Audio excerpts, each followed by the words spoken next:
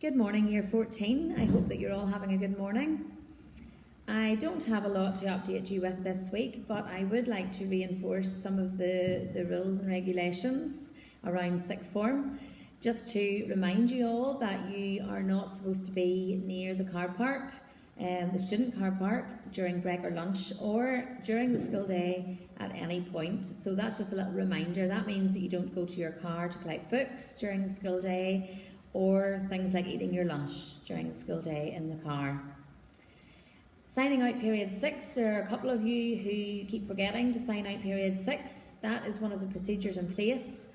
We are trying to be really flexible with lower 6th and upper 6th, in that we are allowing you to come in periods 1 or 2 at any stage if you are free, and at the latest 11.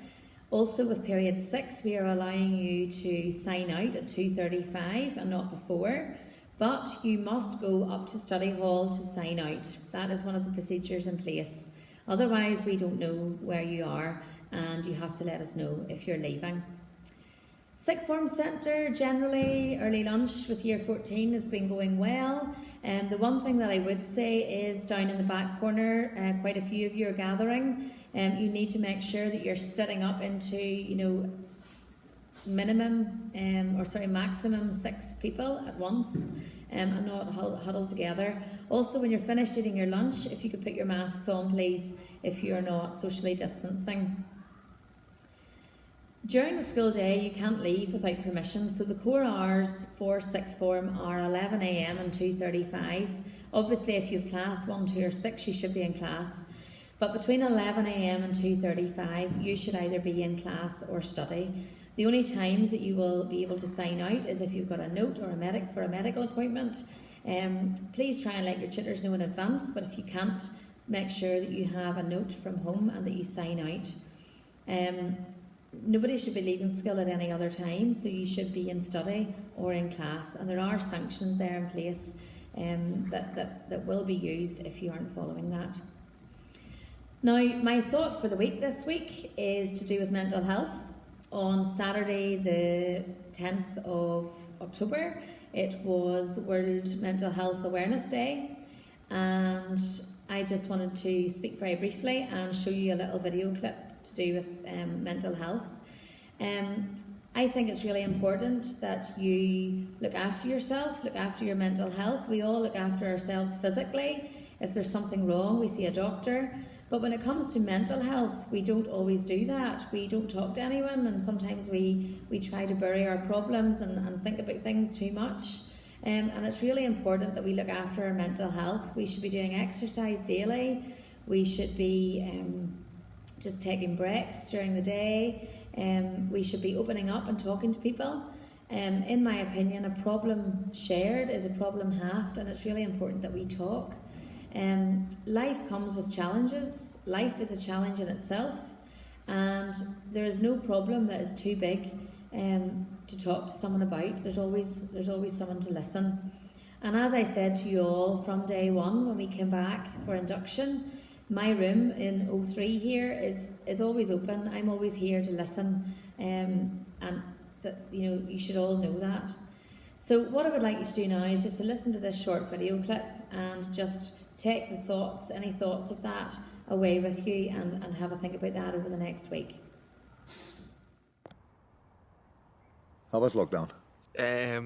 Uncertain, I think, for all of us. We have parents that are older, we have family that are in the so-called, bracket of high risk, and I think football kind of took a step to one side, but we were all wanting the season to end. There were moments when we, obviously in the lockdown, when we thought it's a proper setback from all our dreams. It's like, wow, we are so close. Such a sensational season, and now it looks like it could get away. So it was a setback, but it was a setback for all of us together, and we could calm each other down. No, we'll be fine. So I sent a message, and it will not happen, even when I thought, wow, It could happen.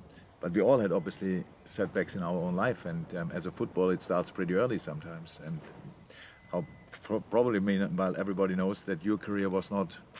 Yeah. I now look back on it with happy memories, because it made me. But the day you get told it's like your world ends. Do you know what I mean? A 15-year-old boy playing with. Did they give you a reason? my guy came in from Motherwell and just had a kind of different approach. He wanted kind of, you know, bigger lads and stronger, and Celtic teams then became a lot stronger and more physical and stuff like that. And you know, I didn't quite fit into that. I probably don't fit into it now. Never mind when I was 15. So They would still send you away. yeah, they would still send me away if I showed up, I think. But you know, probably as a normal 15-year-old lad like that, probably a couple of tears. But Mum and Dad got me my favourite curry that night, and back to the house during the week. That never happened. And then, you know, my auntie came up to the house and she said to Mum, Dad, I'm telling you, he'll make it as a footballer. And that's something that's always stayed with me. When I was at Dundee United on Christmas Day, sadly she passed away. So she was one that always believed that I was something special when probably nobody believed it when I was younger. But, you know, that's something that does bug me a little bit, that she's not seen, you know, me lifting the Champions League, you know, lifting the Premier League and things like that. There's a little similarity that it's. My dad never saw me as a manager, so he died 4 months before I became a manager. But the actual thing is, my father was a natural coach as well. So if you would have asked him, he would have said, yeah, you have to become a coach. We never spoke about that. He just pushed me through my career pretty much, really harsh criticism and stuff like this. But now my real career he never saw. Yeah. So that's hard, to be honest, from time to time. Especially what makes it really strange, I'm now 53, and if I sit in a specific angle, look like this in a mirror, and I'm scared to death because I look exactly like my father. I never looked like my father. My whole life I looked like my mother. And all of a sudden you look, it's my dad. Yeah, so like it's really crazy. But the support never stops. How do you feel, boss, about talking about mental health? We are all concerned about is physical health and mental health. We are just more used to get help for physical health. Obviously, when we have pain or are bleeding, then it's obvious, and we don't have to explain anybody, and everybody knows when you're bleeding you need help.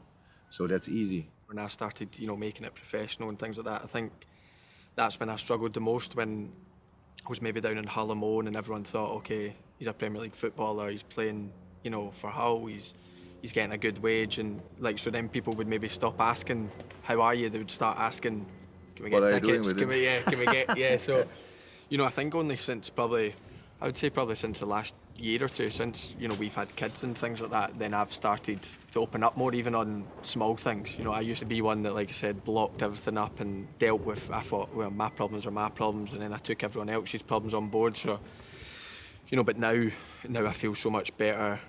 You know, I remember speaking to Rach like a year ago, something daft, but something that was obviously playing on my mind, and, you know, after maybe a 10-minute conversation with her, I felt, you know, like everything was on, and I was like, oh yeah, I should maybe do this a bit more often. So, you know, I think mentally it's been a lot easier because I've opened up a lot better, and, you know, that's something I wish I'd done probably earlier. But the general group we created at Melwood, that we really have now a high level of expectations, but we all feel it's not about me alone to fulfill them. It's really we do it together. So if I'm not perfect today, the other one, so that helps. If you don't feel all the burden of everything on your own shoulders, if you really know, okay, I get help, in this case, from my mates. So if you have a group of friends or group of colleagues, and you can have creative an atmosphere like this, that helps already. I think the main issue is really to feel in different situations in life just alone. Yeah. Because alone is alone. I think there's no problem big enough or small enough that you cannot talk about. Life is a challenge for all of us, constantly. Means starts with getting up in the morning. So for some it's easier, for others it's not that easy. So that's the first little fight you have to win on some days. But then it starts, all the problems start. So my advice would be talk, and don't be embarrassed about your own situation, because you will be surprised how many people have the same problem.